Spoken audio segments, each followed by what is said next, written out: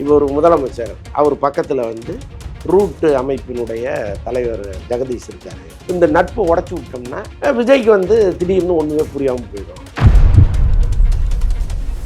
அதுங்க போடுறதெல்லாம் பார்த்தா ராகுலே வந்து சார் விஜய் சார் கொஞ்ச நாள் நான் ஜெகதீஷை கூப்பிட்டு போகிறேன், எங்கிட்ட அவரை விட்டுருங்க அப்படின்னு கூப்பிட்டு போயிடுவாங்க. ஜூலி அவர்களுமே வந்து பார்த்தீங்கன்னா ஒரு வீடியோ ஒன்று வெளியிட்டாங்க. வீடியோ வெளியிட்டு இது முழுக்க முழுக்க இந்த மாஃபியாவோடதாக இருக்குது.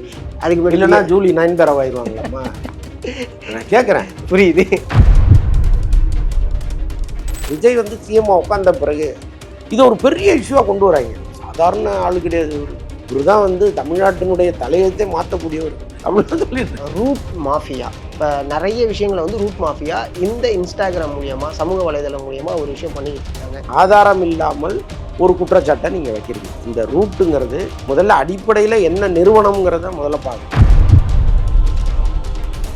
அவங்க ஒரு ஆட்சி அதிகாரத்துக்கு வர்றதுக்கே இந்த ரூட்டு தான் காரணம். இப்போ வந்த படம் கருப்பு ஏன் ஓடுதுன்னா ரூட்டு வந்து அதனுடைய பார்வையை அரசியல் பக்கம் திருப்பிடுச்சு, இல்லைன்னா இந்த சூர்யா படத்தை அது ஓட விடாமல் பண்ணியிருக்கு அப்படின்னு ஒரு கருத்தை போட்டிருக்காங்க. அது எப்படிங்க முடியும்? தொடர்ச்சியாக இங்கே தாவேக்காவை ஏதோ ஒரு வகையில் கிரிட்டிசம் நல்ல விதமாக கிரிட்டிசம் பண்ணாலே ஒரு மாதிரி ரொம்ப வல்கராக இறங்கி அடிக்கிறது. இல்லைங்க, நீங்கள் கமெண்ட் செக்ஷனில் இந்த மாதிரி கொதறி எடுக்கிறதுக்குன்னே ஒரு கூட்டம் இருக்குது. இது வந்து ரூட்டுக்கு அதுக்கு சம்மந்தம் கிடையாது. அப்போவே தன்னார்வத்தில் பண்ணுறது. இப்படி ஒரு வேளை ரூட்டு பண்ணிச்சுன்னா மாரிதாஸ் வீடியோலாம் என்றைக்கோ காணாம போயிருக்கு. என்றைக்கோ சாட்டை துறைமுக வீடியோஸ்லாம் காணாம போயிருக்கு. அப்படி எந்த இதுவுமே அவங்க பண்ணலையே. சமீப காலங்கள் அதை முன்னாடி எலெக்ஷனுக்கு முன்னாடி ஒரு விஷயம் நடந்துச்சு. என்னென்னா தாவேக்காவுடைய வேட்பாளருடைய டிகிரியை எடுத்து பார்க்கறது, அவங்க என்ன பண்ணாங்க அஃபிடவிட் எல்லாம் எடுத்து பார்க்கறது. இப்போ அது வந்து திருப்பி கொண்டு வராங்க. இவங்கெல்லாம் வந்து ஃபேக் டிகிரிஸ் வச்சுருக்காங்க. யாருமே டிகிரி படிக்கல. உதாரணத்துக்கு ராஜ்மோகன் அவர்களுடைய டிகிரியுமே வந்து பார்த்தீங்கன்னா அஃபிடவிட்லேருந்து எடுத்து அவர் டிப்ளமோ படித்தது இந்த காலேஜ்னு சொல்லி போட்டிருக்காங்க. பட் ஆனால் மற்றது படித்தது எந்த காலேஜ்னு மென்ஷன் பண்ணல. சும்மா இந்த படிச்சிருக்கேன், அதாவது ஜேர்னலிஸ்ட் படிச்சிருக்கேன் அப்படின்னு போட்டிருக்கீங்க. அதாவது எந்த காலேஜ்னு மென்ஷன். ஸோ நிறைய தாவேக்கா வேட்பாளரை சுற்றி இந்த விஷயம் நடக்குது. இதை நீங்கள் எப்படி பார்க்குறீங்க? இல்லைங்க, ஆட்சி அதிகாரத்துக்கு வருவதற்கு கல்வி ஒரு தகுதி கிடையாது. காமராஜர் வந்து திறம்பட ஒரு ஆட்சியை கொடுத்தாரு. அவர் என்ன படிச்சிருக்கிறாருங்கிறத நம்ம பார்த்தோம். ஸோ அதனால் இவங்க வந்து எங்கேயோ ஏதோ ஒரு சந்தர்ப்பத்தில் சொன்னது அல்லது ஏதோ ஒரு சூழ்நிலையில் இவங்க சொன்னதை வந்து இங்கே கொண்டு வந்து பொருத்த வேண்டிய அவசியம் இல்லை.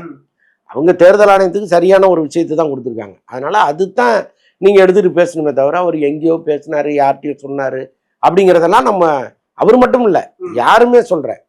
அதிகாரத்துக்கு வந்து அந்த அதிகாரத்தை சரியாக பயன்படுத்தி மக்களுக்கு நல்லது செய்கிறாங்களா, அங்கே எதுவும் கரப்ஷன் இல்லாமல் இருக்காங்களா, அதை மட்டும்தான் நீங்கள் பார்க்கணும். அதை இப்போ இவங்க எல்லாருமே சொன்ன குற்றச்சாட்டுகளை எல்லாம் முறியடித்து ஒரு சிறப்பான நிர்வாகத்தை அவர் கொடுப்பாருன்னு நான் நினைக்கிறேன். ரூட் மாஃபியா அப்படின்னு சொல்லிட்டு அதை எவிடன்ஸாக எடுத்து நிறைய பேர் வந்து வீடியோ போட்டுக்கிட்டு இருக்காங்க. இன்ஃப்ளூயன்சர்ஸாக இருக்கட்டும், யூடியூபர்ஸாக இருக்கட்டும். அதாவது ஆர்எஸ்எஸ் பக்கமாக இயங்கிட்டு இருந்த பக்கங்கள் அனைத்துமே இப்போ விஜய்க்கு சப்போர்ட் பண்ணக்கூடிய பக்கங்களாக மாறி இருக்கு. அதுவும் தமிழ்நாட்டில் மட்டும் கிடையாது, வட மாநிலங்களில் இருக்கக்கூடிய பக்கங்களுமே வந்து பார்த்திங்கன்னா சிஎம் அவர்களுக்கு சப்போர்ட் பண்ணக்கூடிய பக்கங்களாக மாறிக்கிட்டு இருக்கு. இப்போ நிறைய விஷயங்களை வந்து ரூட் மாஃபியா இந்த இன்ஸ்டாகிராம் மூலியமாக சமூக வலைதளம் மூலியமாக ஒரு விஷயம் பண்ணிக்கிட்டு இருக்காங்க. இதை நீங்கள் எப்படி பார்க்குறீங்க? நான் என்ன சொல்கிறேன், இது உண்மையாக இருக்கிற பட்சத்தில் யாரெல்லாம் குறை சொல்கிறார்களோ இதா எதிர்கட்சிகள் தானே சொல்கிறாங்க. நீங்கள் ஒரு காட் மாஃபியான்னு ஒன்று ஆரம்பிங்க, நீங்கள் அதை பண்ணுங்களேன். நான் என்ன சொல்கிறேன், ஆதாரம் இல்லாமல் ஒரு குற்றச்சாட்டை நீங்கள் வைக்கிறீங்க இல்லையா? இப்போ இந்த ரூட்டுங்கிறது முதல்ல அடிப்படையில் என்ன நிறுவனம்ங்கிறத முதல்ல பார்க்கணும். அது வந்து நடிகர் நடிகைகளுக்கு கால்ஷீட் பார்க்குற ஒரு நிறுவனம், அவ்வளோதான்.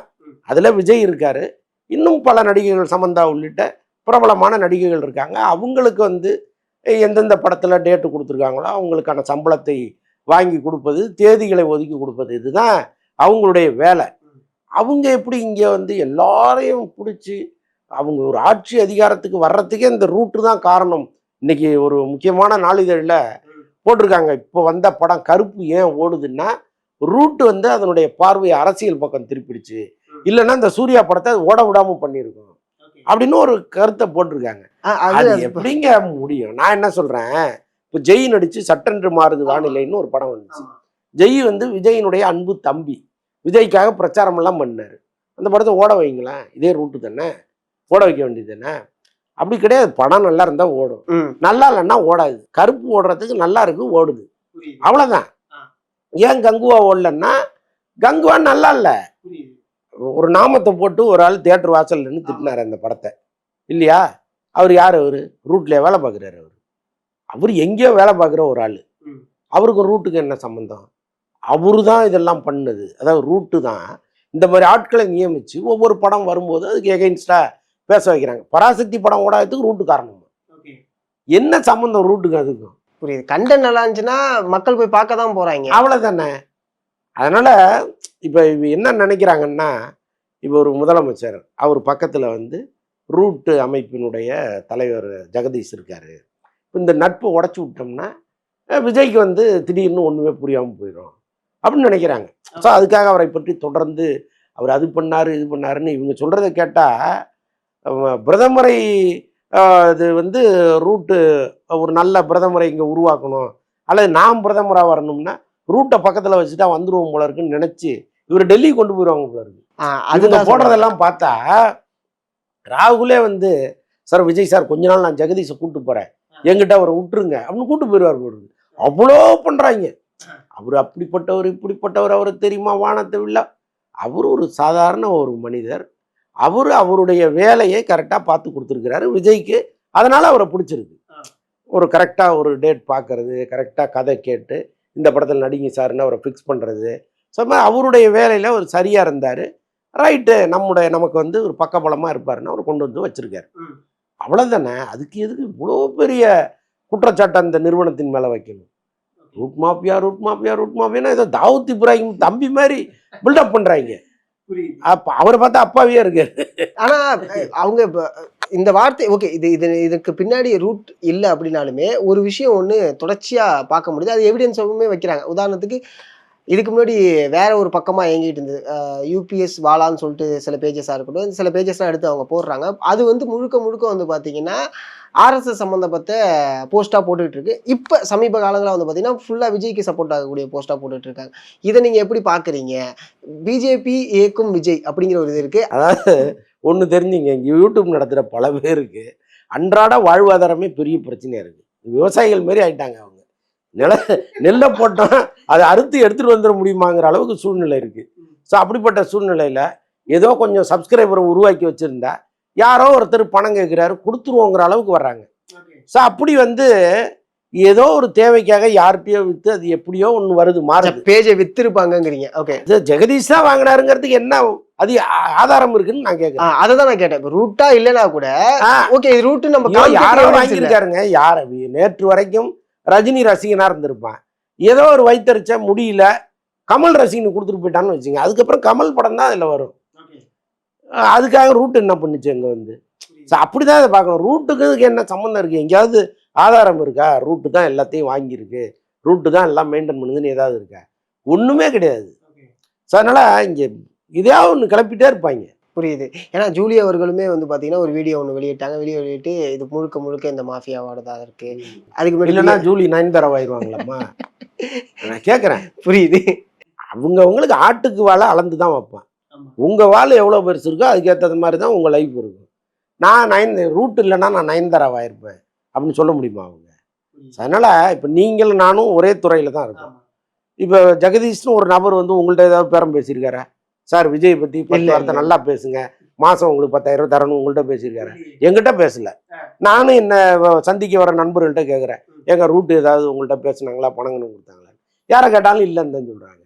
அப்புறம் ஏன் வெளியிலேருந்து உள்ளவங்களுக்கு மட்டும் ரூட்டு புரிய மாட்டேங்குதுங்க. ஏன்னா அதுவும் நீங்கள் நல்லா கவனிங்க, விஜய் வந்து சிஎம்மா உட்கார்ந்த பிறகு இது ஒரு பெரிய இஷ்யூவாக கொண்டு வராங்க. ஏதோ வந்து பெரிய பீரங்கி ஊழல், வேஃபர்ஸ் ஊழல் வந்து பாருங்க அந்த மாதிரி கொண்டு வராங்க. சாதாரண ஆளு கிடையாது. இவரு தான் வந்து தமிழ்நாட்டினுடைய தலையத்தை மாற்றக்கூடியவர் இவரு அப்படின்னு சொல்லிட்டு இருக்காங்க. புரியுது. அப்படி பார்த்தா கோட்டே பெருசாக கொண்டாடப்படக்கூடிய படமாக மாறல. ஏங்க விஜய் படமே பல படங்கள் தோல்வி படங்களாக இருக்குல்ல. தோல்விங்கிறது நான் சொல்றது வந்து போட்ட காசே எடுத்துருவாங்க. விஜய் படத்தை பொறுத்தளவுக்கு அதுதான். சில படங்களுக்கு படம் அவ்வளோதான், லாபமும் இல்லாமல் நஷ்டமும் இல்லாமல் அவருடைய தோல்வி படங்கள் இருக்கும். நான் என்ன சொல்கிறேன், இதே ரூட் வந்து கோட்டு படத்தை 10,000 கோடி வசூல் பண்ண வச்சிருக்கலாமே, ஏன் பண்ண முடியல? அதனால் அவங்களுக்குன்னு ஒரு வேலை இங்கே பொறுப்பாக வழங்கப்பட்டிருக்கு, அதை சரியாக செய்கிறாரு.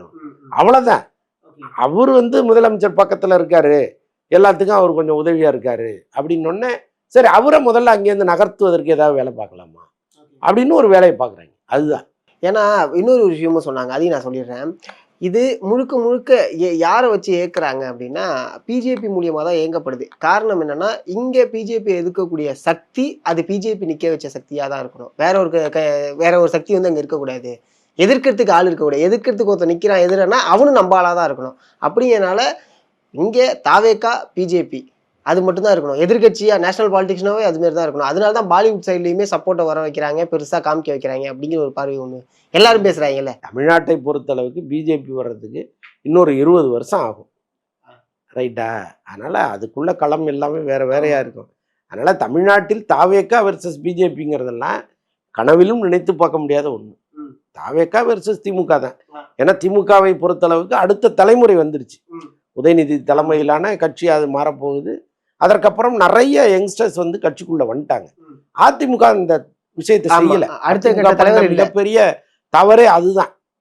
திமுக வந்து அந்த தவறை பண்ணல. அவங்க ரொம்ப தெளிவா அடுத்த தலைமுறை உள்ள கொண்டு வந்துட்டாங்க. அதனால இன்னும் 20 வருஷத்துக்கு தாவேகா வெர்சஸ் திமுக தான். எப்பவுமே அது பிஜேபியா மாறவே மாறாது. அதனால அதை மறந்துடுங்க. அதை மறக்க வேண்டியதுதான். ஏன்னா சும்மா நான் ஸ்க்ரால் பண்றேனே, சும்மா நான் ஆக்சுவலா உங்கள்கிட்ட நான் காமிக்கினே ஒன்று வச்சிருந்தேன். நான் இப்போ எனக்கு வந்தது ஒன்று, ரக்ஷித் அப்படின்னு சொல்லிட்டு அங்க பாலிவுட்ல இவங்க எதுக்கு அங்க போயிட்டு சிஎம்ங்கிற ஒரு விஷயத்த பண்ணணும்? நீங்க ரஜினி வந்து ஒரு படத்துல அப்படிம்பாரு ஒரு ரோஜா பூ வரும், அப்படிம்பாரு ஒரு காரு பின்னாடி நகரும். ஜப்பான்ல கொண்டாட ஆரம்பிச்சிட்டான் அவரு. ரஜினி படங்களை ஜப்பான்ல வந்து பயங்கரமா இது பண்றான். கும்பலா அங்கேருந்து கிளம்பி ரஜினியை பார்க்க இங்க வர்றாங்க. சுற்றுலா வர்ற மாதிரி போயஸ் கார்டனை பார்த்து கும்பிடுறாங்க. எங்க அங்க ரூட்டு வந்துச்சாங்க. ஏங்க ஒருத்தர் வந்து அப்படியே இன்ஸ்டாவிலையும் இதுலையும் போய் எங்கேயோ ரீச் ஆயிடுவாரு. நம்ம எங்கேயோ உள்ள ஒருத்தர் ரசிச்சுட்டு இருக்கோம். இங்க ஒன்றும் இல்லை, அந்த பிருந்தாவனமும் நந்தகுமாரனும் ஒரு பாட்டு ஒன்று இருக்கு, பழைய பாட்டு. அதை வந்து சைனாவில் பாடுறாங்க. சைனாவில் ஒரு 10 பெண்கள் வந்து இந்த பாட்டை பாடிக்கிட்டு டான்ஸ் ஆடுறாங்க. அது இங்கே பயங்கரமாக சர்க்குலேட் ஆச்சு நம்ம ஊரில். நீங்கள் அதை பாருங்க, எவ்வளோ பேர் அந்த பார்த்துருக்காங்கன்னு மில்லியன் கணக்கில் பார்த்துருக்காங்க. அப்போ நமக்கு அவங்களுக்கு ஏதாவது சம்மந்தம் இருக்கா, இல்லை ரூட் வந்து அங்கே வேலை பார்க்குதா? ஏதோ ஒன்று நம்மளை ஈர்க்கும். இவர் வராரு, 2 சைடும் மக்கள் இன்னும் கத்துறாங்க, தலைவான்னு கத்துறாங்க. வெளியூர் போகிறாரு, கூட்டமாக வர்றாங்க. அண்ணாவுக்கு பிறகு எம்ஜிஆருக்கு பிறகு ஒரு கூட்டத்தை இப்போ தான் மக்கள் பார்க்குது. அப்போ இது நம்ம ஊரில் இல்லையாடா, யாரோ ஒரு ஆள் தமிழ்நாட்டில் இப்படி வர்றாரு, யாருன்னு விசாரி அப்படின்ட்டு போட ஆரம்பிச்சிடுறாங்க ரீல் அந்த பக்கம். இதை இவங்க என்ன பண்ணுறாங்க, தப்பாக புரிஞ்சுக்கிட்டு இவர் பிரதமராக போகிறாரு, அதுக்காக இப்போலேருந்து கிரவுண்ட் ஒர்க் பார்க்க ஆரம்பிச்சிட்டாங்க அப்படின்னு புதுசாக ஒன்று கிளப்பி விடுறாங்க. ஆமாம், ஏன்னா மோடிக்கு கோபம் வரணுமா, எங்களுக்கு போட்டியாக வந்துடுவியா நீ, ஒன்று அடிப்போம் இங்கேருந்து, அதுக்காக தூண்டுறது. உங்களுக்கு போட்டியாக டெல்லிக்கு வரப்போறாரு அவரு, இனிமேல் ராகுல் கிடையாது, மோடி கிடையாது, யோகி ஆதித்யநாத் கிடையாது, விஜய் தான் எல்லா இடத்துலையும் அப்படின்னு ஒன்று சொல்லிட்டீங்கன்னா அங்கெல்லாம் டென்ஷன் ஆவாங்கல்ல. அதுக்காக இவங்க ஏதோ வந்து இவருக்கு கூட்டமாக வருது, தமிழ்நாட்டுக்கு சிஎம் ஆயிட்டாரு, கட்சி ஆரம்பிச்சு இவ்வளோ சீக்கிரம் சிஎம் ஆனது இந்தியாவிலே இவரு தான் 2 வருஷத்துல சிஎம் ஆயிருக்கு. ஆமாம், அப்படிலாம் செய்திகள் வரும்போது அவங்க என்ன பண்ணுவாங்க, ஓ இவர் யார் அவரு, நல்லா இருக்கேன் நம்ம ஒன்று போடுவோம் அப்படின்னு ஒன்று போடுறது.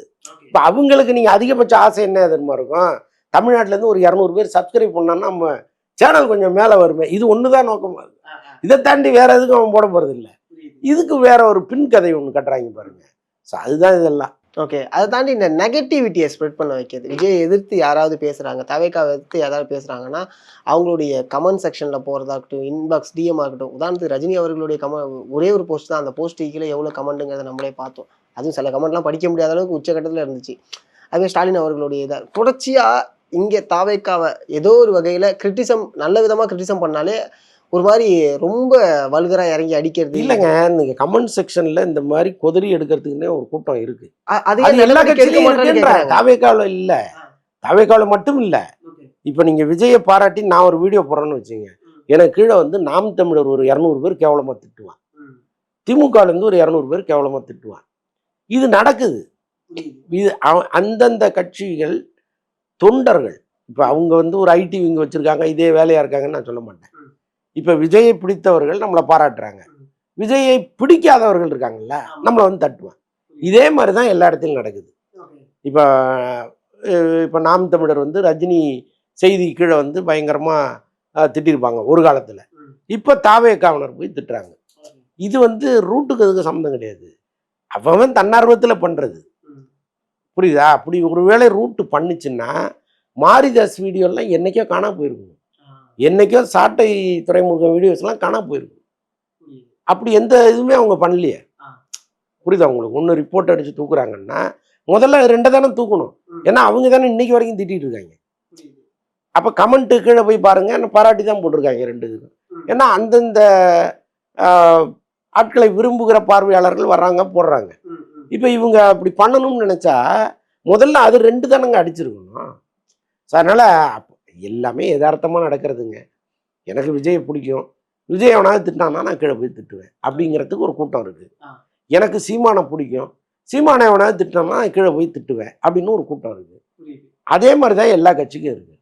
இதில் எங்கேருந்து இவர் வந்தார் ஜெகதீஷ், ரூட்டு எங்கேருந்து வந்துச்சு புரிய மாட்டேங்குது.